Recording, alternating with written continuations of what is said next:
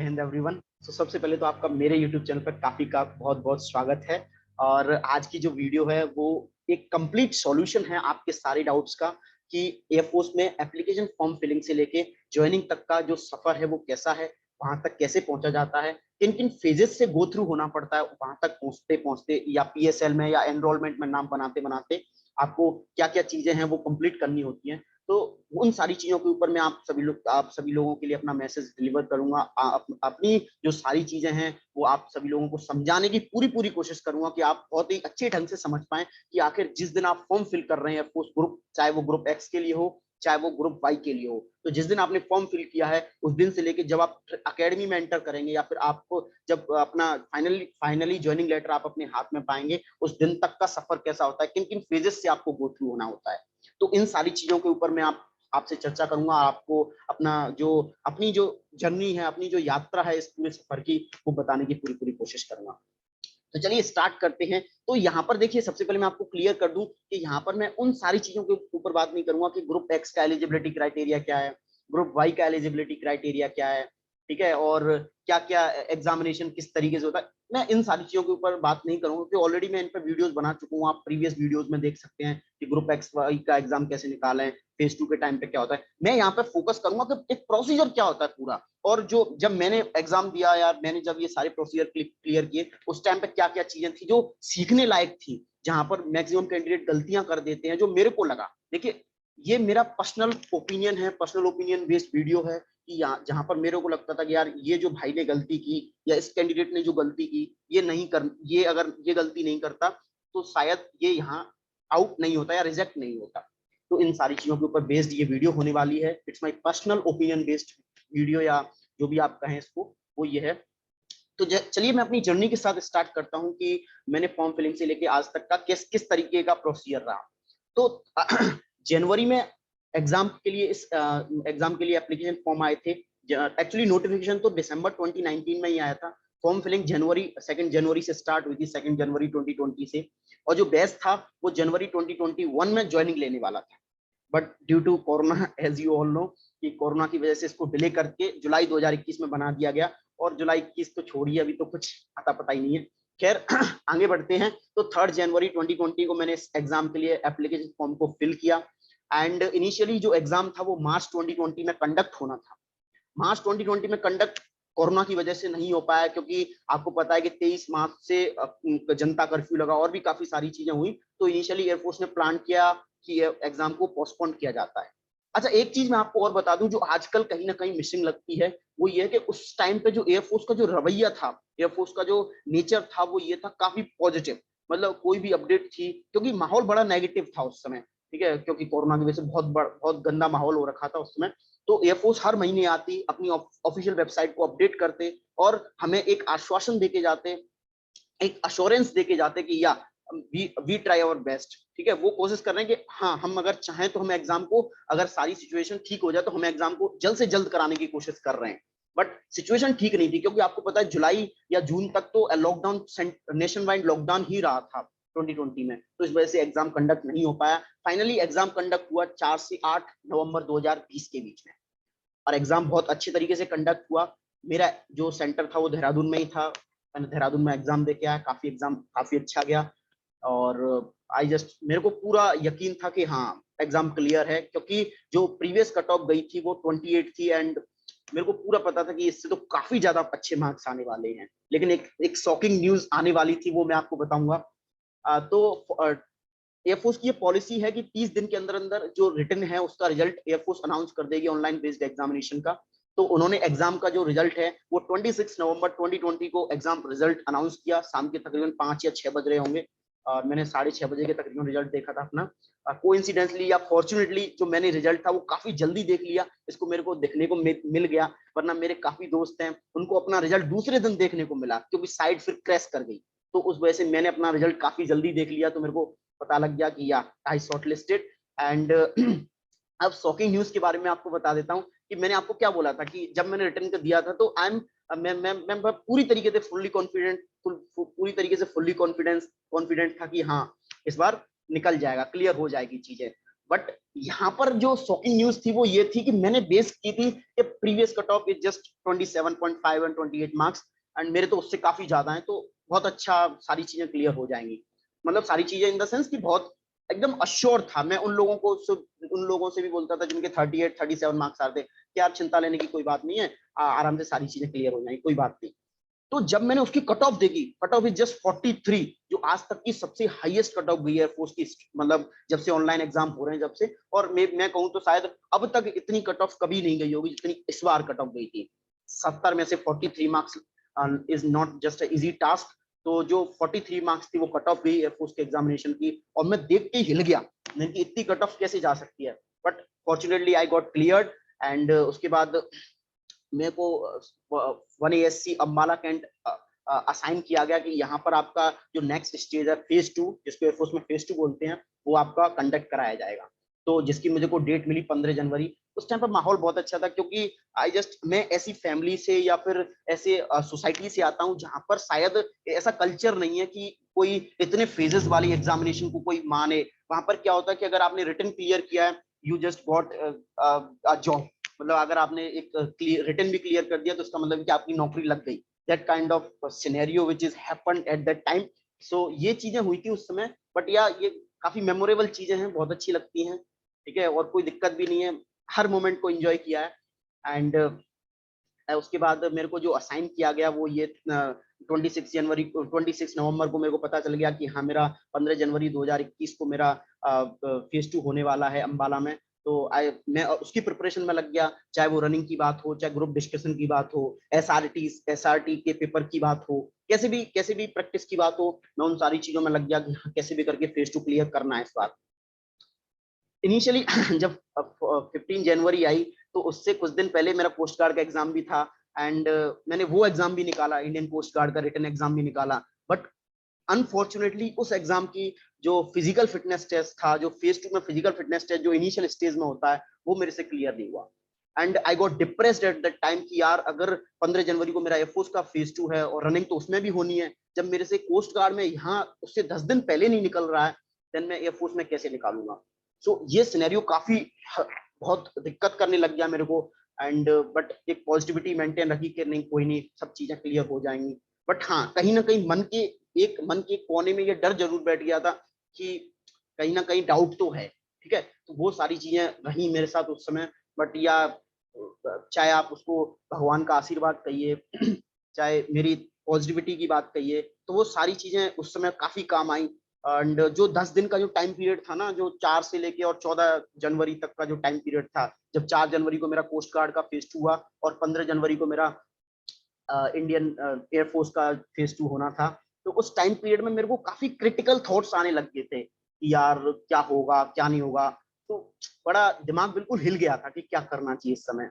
तो खैर ये मेरा पर्सनल वो था कि पता नहीं क्या होगा क्या नहीं होगा। ये हर किसी के माइंड में आता है, मेरे को ऐसा लगता है कि जो एक जेन्युइन कैंडिडेट्स है, जेन्युइन एस्पायरिंग स्टूडेंट है, जो चाहता है कि या मेरे को इस फील्ड में करियर बनाना है अपना, हाँ जो ठीक है ऐसे ही दे रहा है कि निकल गया ठीक है दे आते हैं, तो उसको शायद ना फर्क पड़े। बट या मेरे को बहुत फर्क पड़ा उस समय कि क्या होगा क्या नहीं होगा। एंड कहीं ना कहीं मेरी जो उस टाइम की प्रिपरेशन थी उस पर इसका काफी इम्पैक्ट पड़ा। जो मैं एसआरटी इसके पेपर कर रहा था, जिन जिन सेशंस में सेमिनार्स को मैं अटेंड कर रहा था अपनी ग्रुप डिस्कशन के लिए, उस समय उनमें भी मेरा काफी इम्पैक्ट आया। काफी जो मेरे कलीग्स थे वो बोलते थे यार कहीं ना कहीं तुम्हारी इफिशियंसी गिरती जा रही है इस टाइम पीरियड में, क्योंकि इससे पहले जब मैं दिसंबर में सेमिनार्स को या सेशंस को अटेंड करता था तो वहां पे काफी अच्छी ठीक ठाक रहती थी। बट जब इस टाइम पीरियड में जब मेरे को पता तो काफी मतलब दिक्कतें आने लग गई, तो कॉन्फिडेंस में भी काफी गिरावट आई उस समय। बट या कहीं ना कहीं मेरे पापा ने और मेरे फैमिली मेंबर्स ने बहुत सपोर्ट किया उस समय, ठीक है। तो वो सारी चीजें काफी काम आई उस समय। तो फाइनली जब वो दिन था 14 जनवरी, तो मैं अम्बाला पहुंचा और 15 जनवरी को सुबह 5:30 पर रिपोर्ट करना था एएससी पर। And it's just a day, एक डे ड्रीमिंग टाइप बिल्कुल दिन था वो, कि सब चीजें पता नहीं कैसी होती जा रही हैं। तो खैर मैं उन सारी चीजों को उठा के मैं आपको फेज 2 के बारे में बताता हूँ कि इनिशियली क्या हुआ। तो फेज 2 में क्या होता है कि इनिशियली आपको 1.6 किलोमीटर की रनिंग 6:30 में कंप्लीट करनी है। It not just like army जो रिक्रूटमेंट होते हैं उस तरीके से नहीं है कि वहां पर क्या होता है कि जो उनको इनिशियली 100 बच्चे लेने हैं, अब चाहे वो 4 में खत्म कर दें, चाहे 6 में, चाहे 8 में, चाहे 10 में, कितने भी मिनट में, इट्स नॉट अ इश्यू। वहां यहाँ पर क्या इश्यू है, यहाँ पर जो आपका जो पीएफटी टेस्ट है, फिजिकल एफिशिएंसी टेस्ट है, जो आपका फिजिकल फिटनेस टेस्ट है, वो आपका with in a time period एक क्वालिफाइंग नेचर का एग्जाम है। उसमें क्या है कि अगर आपको 630 मिनट टाइम दिया जा रहा है, एक डिस्टेंस दी जा रही है, इस डिस्टेंस को आपको इस जो भी अलोकेटेड टाइम है उस अलोकेटेड टाइम में आपको खत्म करना है। तो वो चीज रहती है कि 630 मिनट में आपको 1.6 किलोमीटर की रनिंग खत्म करनी है, 10 पुशअप, 20 स्क्वाट्स, 10 सिटअप्स कंप्लीट करनी है। फॉर्चुनेटली भगवान की दया से मैंने वो सारी चीजें उस दिन क्लियर कर ली, and I just cleared the physical efficiency test of Air Force and उसको कंप्लीट करने के बाद उसके बाद मैंने फिर जो वहां पर होता है वो होता है adaptability test 1 and adaptability test 2। Adaptability test 1 में क्या होता है कि अडेप्टेबिलिटी टेस्ट 1 में एक एग्जाम होता है जो एयरफोर्स कंडक्ट कराती है, that is situation based reaction test, situation reaction test. इसमें क्या होता है कि आपको कुछ लॉजिकल रीजनिंग के क्वेश्चंस दिए जाते हैं और कुछ सिचुएशन बेस्ड क्वेश्चंस होते हैं। इसमें सारा खेल है वो है टाइमिंग का। 45 क्वेश्चन होंगे और 30 मिनट्स आपको दी जाएंगी। यहाँ पर आप नेगेटिव मार्किंग नहीं होती, तो सीओ डायरेक्टली आपको बोलता है कि बेटा सारे क्वेश्चन अटेम्प्ट करने, कोई क्वेश्चन नहीं छोड़ना आपको। और मैं एक चीज और यहाँ पे मेंशन कर दूं, ये सारी बातें चल रही है उनमें ये कि भाई अगर सीओ आपको जो इंस्ट्रक्शन दे रहा है ना, उस समय अपनी आंखें और अपने कान सारी चीजें खुली रखनी है कि वो क्या कह रहा हो, अब वो आप उसको कैसे देख रहे हो। सारी चीजें आपको जो भी आपको सीखने को मिल रहा है वो खैर छोड़िए, बट हाँ उनकी बातों को बहुत अच्छे से सुनना है कि वो क्या कहना चाह रहे हैं। अगर आपने उनकी बातों को ध्यान से नहीं सुना और कोई गड़बड़ सड़बड़ कर दी तो उस समय बहुत दिक्कत हो जाएगी। उसकी वजह से आपको नहीं पता आप जो मेहनत करके आप यहाँ तक पहुंचे हो, आपको 1 सेकंड में वहां से रिजेक्ट कर दिया जाए। तो उन चीजों को आपको जब भी आप फेस टू देने जाए, उन चीजों का आपको जरूर ध्यान रखना है। सीओ को बहुत ही केयरफुली सुनना है कि वो क्या कह रहे हैं। ठीक है, वो शायद विंग कमांडर या ग्रुप कैप्टन रैंक के ऑफिसर होते हैं जो वहां पर जिस भी एयरफोर्स स्टेशन या जो सेंटर सिलेक्शन सेंटर है उसको कमांडिंग अफसर होते हैं उसके। तो सबसे पहले अडेप्टेबिलिटी टेस्ट 1 हुआ, SRT, fortunately I got clear that particular test, वो भी क्लियर हो गया। उसके बाद नंबर आता है ग्रुप डिस्कशन का। देखिए ग्रुप डिस्कशन के टाइम पे क्या हुआ, काफी लड़के जस्ट अब वो अपने हम जिस उस समय था, मैं उस समय में मैं पजामा और टी शर्ट में था क्योंकि फिजिकल फिटनेस भी हुआ था उससे पहले, तो मैं उसी गेटअप में था। Then some of my friend जो आए थे वो सूट वूट चेंज करने लग गए। आई गॉट कंफ्यूज्ड यार कि मैं वहां पर, मेरे को लगा ठीक है होगा देख लेंगे क्या फर्क पड़ता है, मैं उस तरीके का बस लेके ही नहीं गया, अपन क्या करेंगे। तो मैं बड़ा कंफ्यूजन में हुआ कि यार कहीं कहीं ड्रेसअप से कोई फर्क ना पड़ जाए, और मैं लेके ही नहीं आया। मैंने इतना आइडिया दिया ही नहीं एक्चुअली, मैं जब गया था यहाँ से, वरना जो मैं अपना सारा सामान था अपने बैग से निकाल के पापा को देके गया था कि अब मैं अंदर लेके जाके क्या करूंगा, आप इसको रखिए। बट जब मैंने उन सारे बच्चों को देख, सारे नहीं बट मैक्स थोड़े एक अमाउंट था उन बच्चों का, जब मैंने उन बच्चों को देखा यार मैं आई गॉट कंफ्यूज कि यार क्या करना चाहिए अब इस समय। अब अगर अपीयरेंस का फर्क पड़ा तो आप तो गए। तो वो सिनेरियो थोड़ा सा बड़ा क्रिटिकल सा था मेरे लिए कि यार क्या करना चाहिए इस समय। देन एक वारंट अफसर थे शायद वहां पे जो ड्यूटी लगी थी हमारे हॉल में, मैंने उनसे बात की इस तरह से ये सिनेरियो है, अगर आप मेरे को परमिशन दे तो मैं बाहर जाके अपने लेके आ सकूं, अपने जो भी मैं फॉर्मल ड्रेस लेके आया हूं उसको पहनने के लिए। देन उन्होंने मेरे को बहुत अच्छी बात बोली। उन्होंने बोला कि बेटा देखो जो ये आज पहने ना, ये इनको कल पहनने के लिए इन द सेंस नहीं मिलेगा, पहनेंगे तो कल सब तुम लोग यूनिफॉर्म ही, तो कोई फर्क नहीं पड़ता। और वो वहां पर जो भी सीओ हैं जो आपको असेस करेंगे, वो वहां पर आपके कपड़ों को देखने के लिए तो नहीं बैठे ना, वो जस्ट चेक करने के लिए आपकी इंटेलिजेंसी चेक करने के लिए बैठे हैं कि आप कैसे, या आपकी पर्सनैलिटी को असेस करने के लिए बैठे हैं कि आप एक कैसे कैंडिडेट हैं, क्या आप भारतीय वायुसेना के जो वातावरण है, जो उनका जो माहौल है उसमें अडेप्ट कर पाएंगे कि नहीं कर पाएंगे। इसी वजह से मैं आपको बताऊं इस टेस्ट का नाम अडेप्टेबिलिटी टेस्ट बोलते हैं उसको। ठीक है, कि आप इंडियन एयरफोर्स में अडेप्ट कर पाएंगे कि नहीं कर पाएंगे। तो उन्होंने काफी पॉजिटिव मेनर में मेरे को ये जवाब दिया, एंड वहां पर मेरे अंदर एक पॉजिटिव वाइब्स आई कि हाँ ठीक है यार, अब जाके भी क्या ही करना, अगर होना होगा तो ऐसे ही हो जाएगा carelessly, but it's just a joke. But हाँ उस टाइम पे काफी नर्वस था मैं कि यार अगर फिजिकल अपीयरेंस से अगर कुछ हुआ तो त्यागी जी यहाँ पे मात खा जाओगे। सो दैट द थिंग कि वहां पर थोड़ा सा डाउट होने लग गया। बट या मेरे जो कुछ कलीग्स थे जो मेरे साथ थे उस ग्रुप में, and they just push me कि यार कोई दिक्कत नहीं है। एंड वो क्या होता है ना कि जो साथ के लोग होते हैं वो बड़े बड़े अच्छी तरीके से बोलते हैं आपको, अरे यार तुम मुझे नहीं देख रहे, मैं भी तो ऐसा ही हूँ, अगर आउट होंगे तो दोनों साथ में होंगे और पास होंगे तो दोनों साथ में होंगे। तो दैट काइंड ऑफ जो थिंग्स जो वहां पे हो रही थी, काफी इंटरेस्टिंग चीज थी जो हो रही थी वहां पे। देन उसके जस्ट बाद की ग्रुप डिस्कशन में सब लोगों को डिवाइड कर दिया, एंड मेरा 3rd नंबर का ग्रुप था। My chest number, I am not disclose my chest number जो भी था, एंड एक XYZ मेरा चेस्ट नंबर था, और उस चेस्ट नंबर के बेसिस पे मेरे को 3rd नंबर ग्रुप असाइन हुआ वहां पे। एंड वहां पे गए तो बड़ी एंजाइटी, नर्वसनेस और बड़ा डर सा था कि यार पता नहीं क्या होगा, इन 15 में पता नहीं कितने बच्चे सेलेक्ट होंगे, और जो सेलेक्ट नहीं होगा उसको कैसा फील होगा। मतलब कई सारे क्वेश्चंस माइंड में राइज हो रहे थे कि यार यहाँ तक तो क्लियर कर लिया, आगे पता नहीं होगा कि नहीं होगा। पापा बाहर बैठे हैं, इंतजार कर रहे हैं, उनको भी नहीं पता कि मेरे साथ क्या हो रहा है अंदर, यानी कि मतलब मैं आउट हूँ, रिजेक्ट हूँ या सेलेक्ट हूँ। क्योंकि जब तक बच्चे बाहर नहीं गए थे, बस जो फिजिकल फिटनेस टेस्ट में बाहर हुए थे वही बाहर हुए थे। जो बच्चा SRT में बाहर हुआ है वो बाहर जब तक गया नहीं था, जब तक ये सारा प्रोसीजर चल रहा था। तो कहीं ना कहीं उनको भी डर लग रहा होगा, कि डर इन द सेंस उनको भी पता नहीं होगा कि क्या हो रहा है। तो वो भी चीजें चल रही थी माइंड में। जब हम हॉल में गए, एक अलग सी शांति, हम 3 लोगों को सामने अपने बैठे पाते हैं, और 15 कुर्सियां एक सेमी सर्कल में लगी हुई थी, और 3 लोग बैठे थे, जिनमें एक CO साहब थे, जो जिनका नाम I am not disclose that particular that name, but या जो CO साहब थे वो थे, और एक OIC थे, ऑफिसर इंचार्ज, और एक शायद वारंट अफसर या मास्टर वारंट अफसर थे कोई। तो ये 3 लोग बैठे थे वहां पे।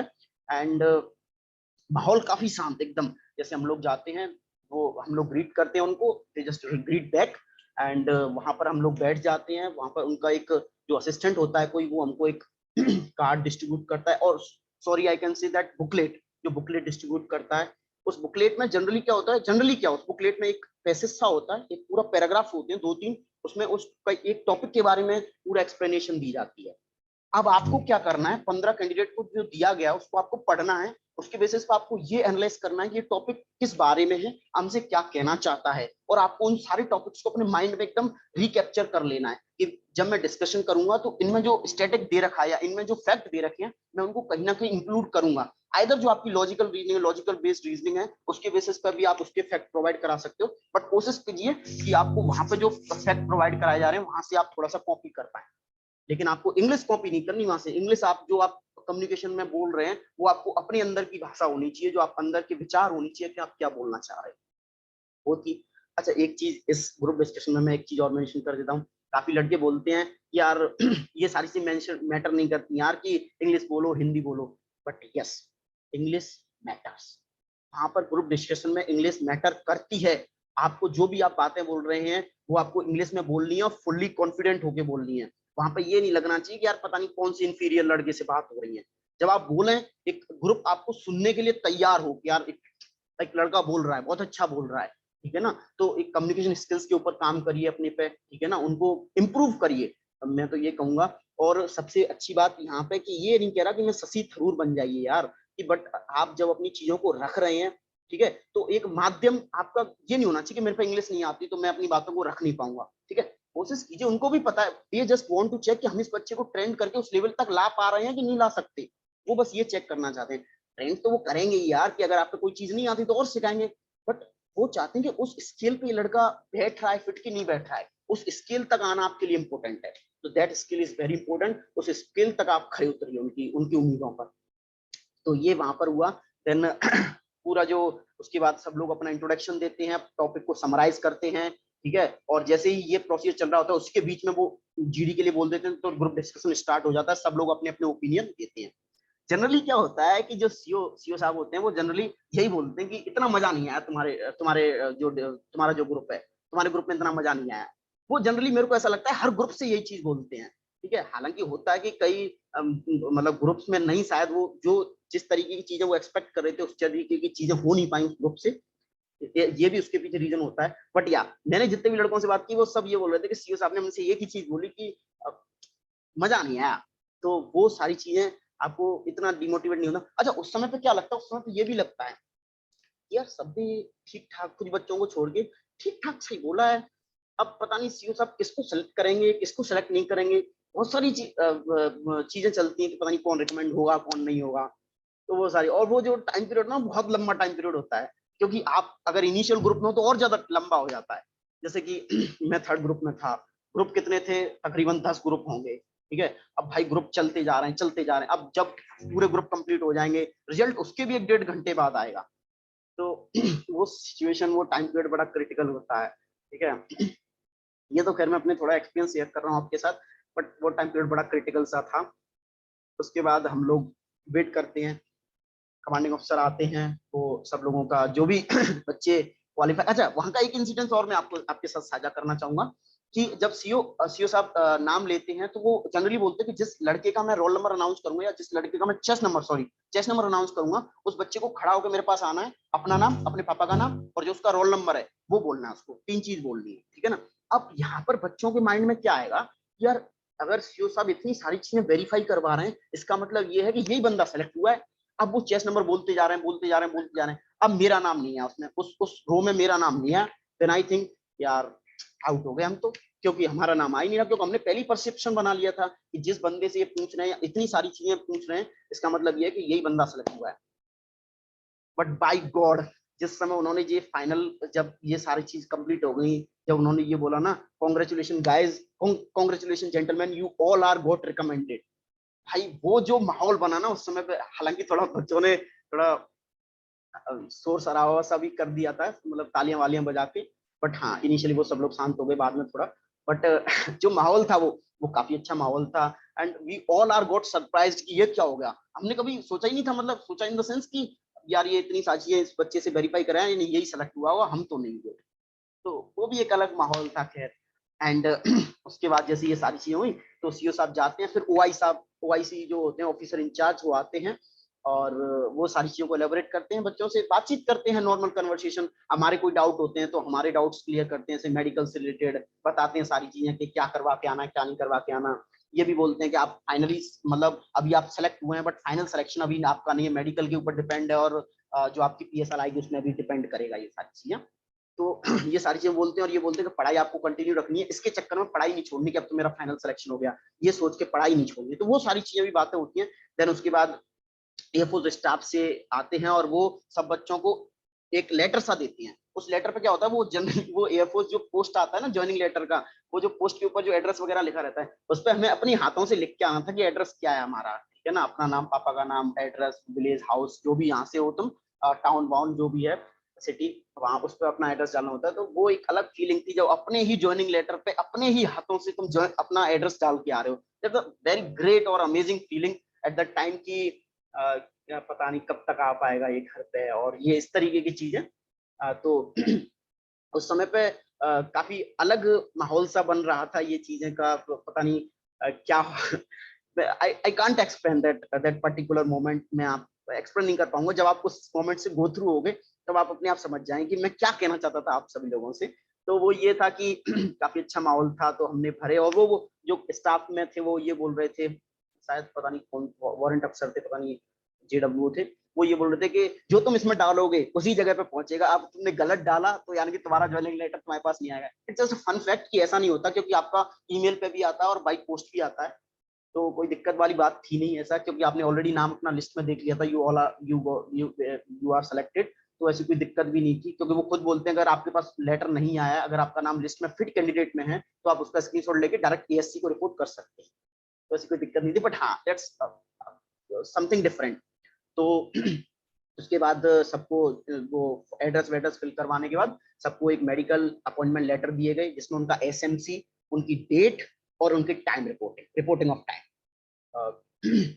तो उनमें तीनों चीजें लिखी थी, जैसे कि एसएमसी का मतलब समझो मैं आपको, स्टेशन मेडिकेयर सेंटर, जहाँ पर इनिशियल मेडिकल कंडक्ट कराया जाता है, जो पर्टिकुलर एएससी का एक पर्टिकुलर एसएमसी होता है, वो वहां पर आपका किस डेट को एसएमसी पर मेडिकल है, और आपकी रिपोर्टिंग टाइम क्या है। तो जनरली एएससी पर रिपोर्टिंग का टाइम 5:30 होता है 5:30, एंड मेडिकल के टाइम पे आपका 6:30 हो जाता है, जनरली 1-1.5 घंटे का फर्क रहता है उसमें, तो ऐसी कोई दिक्कत वाली बात नहीं थी। एंड फिर सब लोग बाहर निकलते हैं, जब अपने मम्मी पापा जो भी गार्जियन जो भी उनके साथ आते हैं उनको देखते हैं, तो एक अलग फीलिंग होती है, उनके साथ सारी अपना एक्सपीरियंस शेयर करते हैं। And also the parents are also very curious to know कि आखिर क्या हुआ था, एंड उनके चेहरे पर भी एक अलग मुस्कान होती है, अलग खुशी होती है कि हाँ चलो कुछ नहीं, तो ये तो क्लियर हुआ। एंड मैं बताऊं, मेरे चेहरे पे एक एडिशनल खुशी थी, वो ये थी कि मैं उससे पहले, उससे जस्ट एक दिन पहले मैं बहुत ज्यादा नर्वस था, नर्वस इन द सेंस कि पापा यार वो वहां पे हो गया वैसा यहाँ ना हो जाए, काफी डाउट्स थे मन में, पता नहीं क्या होगा, वो सारी चीजें भी थी। तो मेरे अंदर एक अलग, एक एडिशनल खुशी भी थी कि हाँ चलो ठीक है, उसका ज्यादा इम्पैक्ट यहाँ पड़ा नहीं, बाई गॉड फॉर्चुनेटली ये सारी चीजें क्लियर हो गई। देन 12 फरवरी को मेरा मेडिकल था एसएमसी में। देन वहां पर दो तरीके के कार्ड मिलते हैं एयरफोर्स की भाषा में, green card and red card. Green card is just for medical fitness certificate and red card is just for medical unfitness certificate. 12 फरवरी को जो इनिशियल मेडिकल हुआ था, आई गॉट री मेडिकल कार्ड, या मैं वहां से अनफिट हो गया एंड मेरे को एक कमांड हॉस्पिटल के लिए री मेडिकल के लिए भेजा गया। आई नॉट डिस्क्लोज माई री मेडिकल पॉइंट जो भी था मेरा, ये थोड़ा सा क्रेडेंशियल चीजें हैं, उनको मेरे को कॉन्फिडेंशियल चीजें हैं, उनको नहीं शेयर करना चाहिए। तो वो मेरा पॉइंट था एंड ये थोड़े से फिर ऐसा प्रोसीजर चला गया कि बहुत लंबा ही चला गया, क्योंकि रीमेडिकल में क्या होता है, it's totally based on the presence of the doctor which is posted in command hospital. जो भी मेरे को पॉइंट है उससे रिलेटेड जो डॉक्टर है उसकी वहां पे उस दिन प्रेजेंस है कि नहीं है, या फिर वो फ्री है कि नहीं है, वो सारी चीजें मैटर करती है। ये अलग सिचुएशन थी। उसके बाद तो मेडिकल क्लियर हुआ, मेडिकल के बाद वहां पर मेरा एयरफोर्स में री मेडिकल के लिए मेरे को चंडीगढ़ भेजा गया एंड मेरे को काफी सारी डेट्स मिली एंड एक अलग ही मतलब ये था कि हाँ चलो क्लियर हो गया है। काफी घर के लोग काफी क्यूरियस थे और थोड़े से परेशान भी होने लग गए कि मेडिकल में ऐसी दिक्कत तो नहीं थी लेकिन बना कैसे दिया। So that's the thing. तो उसके बाद री मेडिकल में भी काफी चक्कर काटे, 2-3 बार मैं इधर से उधर होता रहा एंड फाइनली 19 मार्च को मेरा री मेडिकल कंडक्ट हुआ एंड बाय गॉड्स ग्रेस और फॉर्चुनेटली वहां से मेरा मेडिकल को मेरे को फिटनेस सर्टिफिकेट दे दिया गया, सॉरी मेरे को वहां से फिट डिक्लेयर कर दिया गया। कार्ड जब तक नहीं मिला था मेरे को, क्योंकि कार्ड देने की जिम्मेदारी एयरफोर्स की थी और मेरा रीमेडिकल कमांड हॉस्पिटल में हुआ था एंड वहां पे फिर वहां गए हम लोग और कार्ड मेरा एक डेट को मेरा अप्रैल के महीने में डेट को मेरा कार्ड दिया गया मेरे को, मेडिकली फिट एयरफोर्स की तरफ से ऑफिशियली डिक्लेयर किया गया कि मैं मेडिकली फिट हूँ और मैं एयरफोर्स को ज्वाइन करने के लिए एलिजिबल हूँ। देन उसके बाद बेसब्री से मेरे को अप्रैल में मिल गया और बेसब्री से हम 30 अप्रैल का इंतजार करते रहे। तो भी 30 अप्रैल को हमारी प्रोविजनल सेलेक्शन लिस्ट आई थी। प्रोविजनल सिलेक्शन लिस्ट क्या होती है, उसमें फाइनली बताया जाता है कि आप एयरफोर्स को ज्वाइन करने के लिए एलिजिबल हैं, आप फिट हैं कि नहीं है। एयरफोर्स पर जो डाटा रजिस्टर्ड हुआ है उसके बेसिस पे आपको लिस्ट में लिखा आता है यस अमित कुमार, जो अमित त्यागी जो भी है या फिर कोई भी कैंडिडेट है वो अपना नाम देख सकता है एंड नाम के साथ आपका डेट ऑफ बर्थ, आपके पापा का नाम, और उसमें ये लिखा रहता है कि आप फिट हैं या अनफिट हैं या एब्सेंट हैं जो भी थे। जिन बच्चों के में ग्रीन कलर से फिट लिखा रहता है यानी कि दे आर सेलेक्टेड, ठीक है, वो सिलेक्टेड कैंडिडेट्स हैं। बस बेसिकली डिपेंड करता है कि वैकेंसीज घट या बढ़ ना जाए ज्वाइनिंग के वक्त, क्योंकि अगर ऐसा होता है तो उस समय पर दिक्कत आ सकती है, वो सिचुएशन डिपेंड करती है। बट हाँ मेडिकल फिटनेस है और सारी चीजें उनके पास हैं तो या देयर ह्यूज चांस कि आप सेलेक्ट हो जाएं। बट वैकेंसीज बहुत ज्यादा रोल प्ले करती है कि जिस समय पे आपका एनरोल हो रहा है और एनरोलमेंट होना है उस समय पे वैकेंसीज क्या है। और यही माहौल है आज के समय जो आप देख रहे हैं, जो बच्चे घबराए हुए हैं वो यही है कि 1.5 साल से एनरोलमेंट हो नहीं रहा है, वैकेंसीज का कुछ अता पता है नहीं, हम लोगों को लिया जाएगा कि नहीं। वो जो एंजाइटी है बच्चों के बीच में, जो नर्वसनेस है, वो यही सारा रीजन है उसके पीछे। तो 30 अप्रैल को हमारी पीएसएल आनी होती है। 30 अप्रैल को शाम सारे बच्चे खोल के लैपटॉप मोबाइल सारे बच्चे खोल के बैठ जाते हैं। They are just got connected with mobile phone messages, जो भी जिस भी चीज जिस माध्यम से वो जुड़े रहते हैं उस माध्यम से पूरे दिन जुड़े रहते हैं। मेरा भी यही हाल था। सुबह उठे अपना ब्रश करके और ब्रश वगैरह करके और नहा धो के और बैठ गए लैपटॉप खोल के and just scrolling the website of air force, कब आए कब आए कब आए। एंड देन आई थिंक कि चलो ठीक है आएगी जब आ जाएगी। बट उस समय पे क्या था, गर्मी का माहौल था, दिन में सोने की आदत हो गई थी तो मैं सो गया आराम से। एंड शाम को 4 बजे अपडेट आता है कि एयरफोर्स की जो पीएसएल आनी थी उसको अब 31 मई 2021 को पब्लिश किया जाएगा।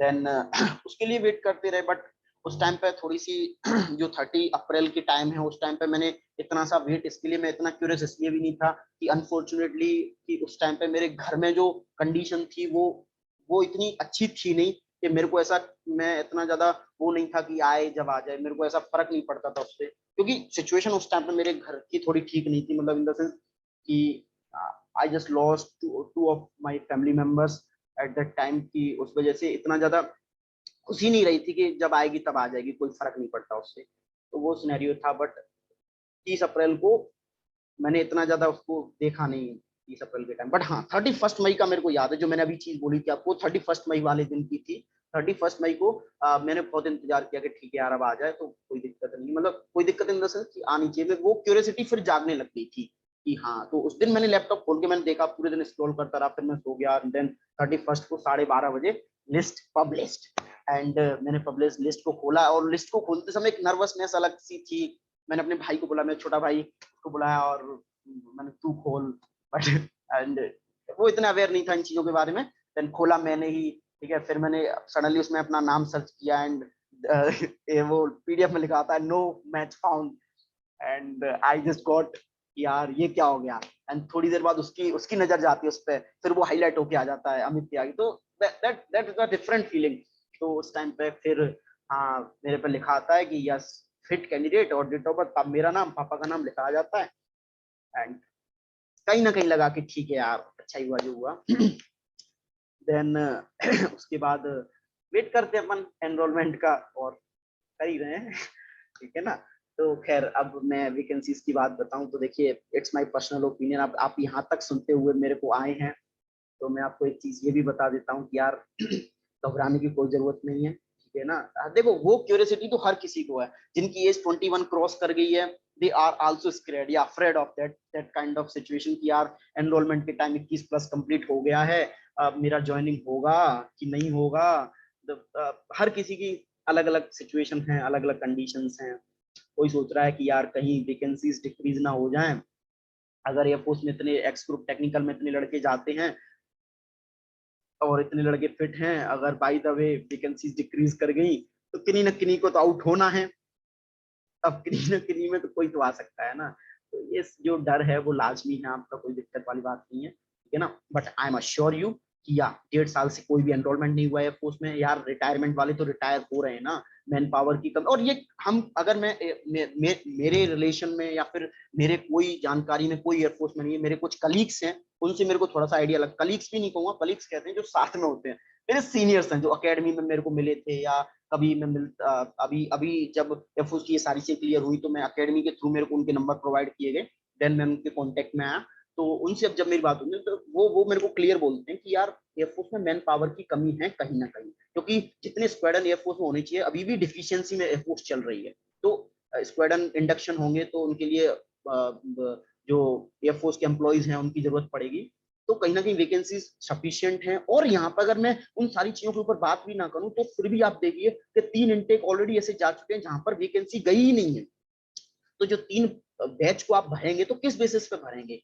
अब आपके पास तो इतने बच्चे भी नहीं है, क्योंकि अगर मैं तीनों में अगर मान के भी चलूं कि 2-2 हजार बच्चे भी जाते हैं तो 6,000 बच्चे हो गए, एयरफोर्स ग्रुप में तो 6,000 बच्चे भी नहीं है। तो दैट द सिनेरियो। तो मैं ये बोलता हूँ कि किसी को ज्यादा टेंशन लेने की बात नहीं है, बट या मैं एक चीज बोलता हूँ वो ये है कि आप इसके भरोसे मत बैठ के रहिए यार कि बस अब एक बार आपने कोई पेपर निकाल दिया, कोई प्रोसीजर निकाल दिया कि हाँ ठीक है अब तो ज्वाइन, अब तो पेपर, अब तो होगी, अब तो तनख्वाह आन दो, अब तो सैलरी आन दो।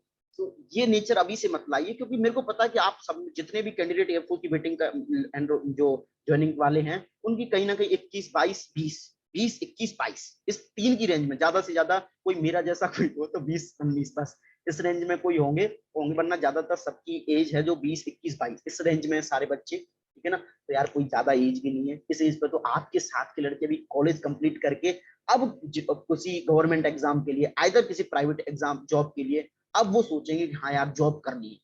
तो आप सोचिए कि जिस एज पे वो जॉब करना स्टार्ट करेंगे उस एज पे आप उस जॉब में ज्वाइन जा चुके हैं जिसमें पे एंड पक्स और ये सारी चीजों की कोई टेंशन लेने की बात नहीं है। कई सारे लोग बोलते हैं मेरे को, या कई सारे कैंडिडेट ही बोलते हैं कि यार भैया कितनी सैलरी मिलती है कुछ ग्रुप एक्स वालों को। मैं यार बताऊं ना आपको कि अगर आप सैलरी के पीछे भाग के जा रहे हो, या इट्स जस्ट पेंशन और ये सारी चीजें हैं, दे आर ग्रेट मोटिवेटर्स, ठीक है ना। बट कहीं ना कहीं और चीजें भी सोच के चलो कि आप आखिर आपको क्यों ज्वाइन करना है। थोड़ा सा फिलोसफिकल आंसर तो सोच ही लो कि क्यों ज्वाइन करना है, क्योंकि ये जो मनी और पे और पक्स और ये सारी चीज बताने में अच्छी लगती नहीं है। हाँ मेरे को पता है कि ये जो सारी चीजें हैं वो काफी इंटरेस्टिंग हैं, और they are the great motivators जो जिस वजह से आप ज्वाइन कर रहे हो। बट या कहीं ना कहीं ये भी है कि देखिए तनख्वाह, salary, P and perks, allowances ये हर जगह मिलेंगे। अगर आप रेलवे ज्वाइन करें, बैंकिंग ज्वाइन करें, टीचिंग सेक्टर ज्वाइन करें, किसी भी सेक्टर को ज्वाइन करें, या फिर प्राइवेट सेक्टर को ज्वाइन करें किसी भी फील्ड में, ठीक है ना। पे एंड पर्क्स, अलाउंसेस, सैलरीज ये हर जगह मिलेंगी, ठीक है ना। बट जो वो चीज होती है ना, जैसे डॉक्टर्स को बोला जाता है frontline workers, they are the some kind, they are just more often than, कि उनसे कहीं ज्यादा है ये, ठीक है ना। तो जो जो जो डायरेक्ट सीमा पे खड़े होते हुए, मैं ये नहीं कह रहा कि सीमा पे बंदूक, मैं इन चीजों के बारे में बात नहीं कर रहा, बट हाँ कहीं ना कहीं आप लोग यार देश की सेवा में सबसे आगे खड़े हुए हैं। तो जो जो जो वो रुतबा है, जो रेस्पेक्ट है, तो वो एक प्रेस्टीज एक अलग चीज है, वो पैसों से कमाई नहीं जा सकती। तो कई लोगों का सपना होता है कि हाँ मेरे को फौज में ज्वाइन होना है और इस तरीके से काम करना है। और मैं जनरली बात करता हूँ तो कई सारे लोग हैं जो मतलब वो कभी एयरफोर्स के एग्जाम के लिए कभी सीरियस थे नहीं, बट हाँ ऐसी पेपर दिया, निकल गया सारी चीजें के लिए, क्योंकि उन्होंने हमेशा प्रिपरेशन की एनडीए की, जो कमीशन रैंक्स एग्जाम्स होते हैं उनके लिए। तो अभी भी काफी सारे बच्चे प्रिपरेशन कर रहे हैं सीडीएस के लिए, कोई एफकेट के प्रिपरेशन, तो एफ प्रिपरेशन करते रहिए, स्पेशली एनरोलमेंट वाले, ठीक है ना। लेकिन ये जो मेरी वीडियो थी वो उन बच्चों के लिए थी जो फ्रेशर्स हैं, ठीक है, या फिर जिन्होंने अभी एग्जाम दिया है, उन सारे बच्चों के लिए, कि आप सारे प्रोसीजर से रूबरू हों एक बार कि आखिर क्या होता है। और अगर आपको एक सेलेक्टेड कैंडिडेट या फिर एक ऐसा कैंडिडेट जो सारे प्रोसीजर से गो थ्रू हो चुका है, अगर वो बताए, तो थोड़ा सा विश्वसनीयता बन जाती है चीजों पे, कि हाँ यार इसने अपनी आंखों से देखा है वो सारी चीजें। तो कहीं ना कहीं उन चीजों से तो बेटर है जिसने कभी उस एग्जाम में बैठा नहीं, वो इन चीजों को बताए, तो उनसे तो काफी लाखों हद तक बेटर है ये सारी चीजें, कि वही बंदा बताए जो ऑलरेडी फेस कर चुका है इन सारी चीजों को। तो यही आज का सेशन था, और मैं उम्मीद करता हूँ कि आपको बहुत मजा आया होगा। मैंने कई कई जगह पे आप पूरे प्रोसीजर के साथ में आपको अपना एक्सपीरियंस भी शेयर किया कि हाँ मैंने कैसा फील किया था उस पॉइंट ऑफ टाइम पे या उस मोमेंट पे। तो वो सारी चीजें भी आप सभी लोगों के साथ एक परिवार की तरह साझा की हैं, कि ऐसा ऐसा हुआ था या ऐसा ऐसा आपके साथ हो सकता है। तो रिमेम्बरिंग पॉइंट क्या है? रिमेम्बरिंग पॉइंट ये है, रिमेम्बरिंग पॉइंट ये है कि आपको अपने जब आप फेज 1 की प्रिपरेशन कर रहे हैं तो आपको फेज 2 की प्रिपरेशन करते रहना, ठीक है ना। ये प्रिपरेशन है, ये रिमेम्बरिंग पॉइंट है, और इंग्लिश के ऊपर, कम्युनिकेशन स्किल्स के ऊपर अपने काम करते हैं। चलिए आज के सेशन को हम यही समाप्त करते हैं। बाकी की अगर आपको कोई भी डाउट है, कोई भी क्वेरी है, तो आप मेरे कमेंट सेक्शन में बता सकते हैं। तो मैं अपनी वीडियो को यही पोस्ट करता हूँ। थैंक यू, जय हिंद।